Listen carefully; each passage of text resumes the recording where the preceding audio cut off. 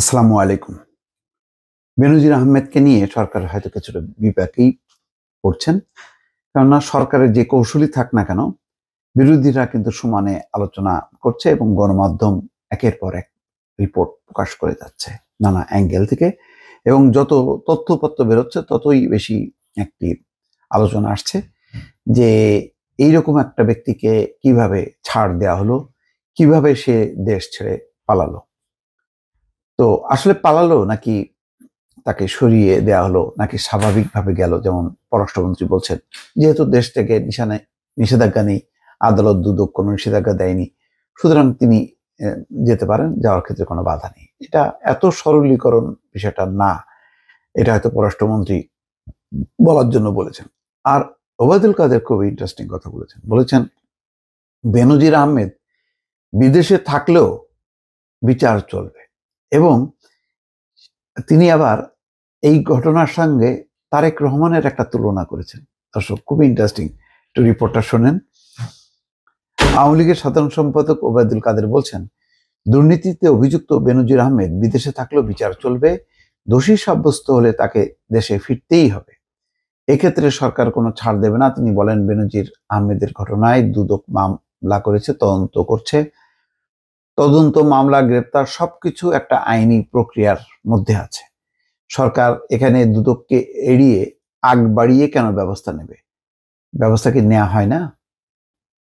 সরকারের দুর্নীতি বিরোধী যেসব সংস্থা আছে তাদের কোনো ব্যর্থতা থাকলে তারও বিচার হবে। ধানমন্ডিতে আওয়ামী লীগের সভাপতি কার্যালয়ে এক সংবাদ সম্মেলনে তিনি এই কথা বলছেন। এ সময় তদন্ত চলা অবস্থায় বেনজির যে দেশের বাইরে চলে গেলেন, এটা কি অস্বাভাবিক না? এমন প্রশ্নের জবাবে তিনি বলছেন, না, এখন তিনি না থাকলে কি বিচার হবে না? এখন তারেক রহমান বাইরে আছে বলে কি ট্যাক্সিফিকেশন মামলা হয়নি, রায় হয়নি? এক সময় তাকে আসতে হবে। বেনজির যদি মামলায় দুর্নীতিবাজ সাব্যস্ত হয়, দেশে তাকে আসতেই হবে। এখানে সরকার কোনো আপোষ করবে না। তো এই হচ্ছে বিষয়। আবার তিনি পাশাপাশি বলছেন যে ৭৫ পরবর্তী কোনো শাসক ও সরকার দুর্নীতিবাজদের বিরুদ্ধে ব্যবস্থা নেওয়ার সৎসাহস দেখাতে পারেনি। শেখ হাসিনার সরকার সেটা দেখিয়েছে এবং ব্যক্তি দুর্নীতি করতে পারে এবং সরকারের দৃষ্টিভঙ্গি কি সেটা দেখতে হবে দুর্নীতি করার পর। বিএনপি ক্ষমতায় থাকাকালে দুর্নীতিবাজদের বিরুদ্ধে কোনো ব্যবস্থা নেয়নি। সরকার বেনজিরকে সিঙ্গাপুর এয়ারলাইন্সে তুলে দিয়েছে। বিএনপির মহাসচিব মির্জা ফখরুল ইসলাম আলমগীর এমন অভিযোগের বিষয়ে তিনি বলেন, আপনি কি দেখেছেন কে তুলে দিয়েছে? ফখরুলের অভিযোগ, সে তো সব দিকে ব্যর্থতার দগদগে ক্ষত। যাই হোক, আর এক লাইনে তিনি চলে গেলেন। এগুলি বললাম তো যে এখন বেনজির নিয়ে যত প্রশ্নের মুখোমুখি হবে তত বেশি তারা বিব্রত হবে এবং এক একজন এক এক রকম কথা বলবে। এখানেই তাই দেখা যাচ্ছে। তো এখন একটা চমৎকার যুক্তি এনেছে, যেহেতু তারেক রহমান বিদেশে থাকা অবস্থায় তার বিচার হয়েছে, দণ্ড হয়েছে, তো বেনজির আহমেদ বিদেশে আছে, তাকে চলে গেছে, তো এবং তার বিচার হবে, দণ্ড হবে, তার সাথে তুলনা করা হচ্ছে। প্রশ্ন হচ্ছে, তারেক রহমান কি এই সরকারের আমলে চলে যেতে পেরেছে? না, 111 সরকারের সময় তাকে বলা যায় যে ফোর্স করে বের করে দেওয়া হয়েছে।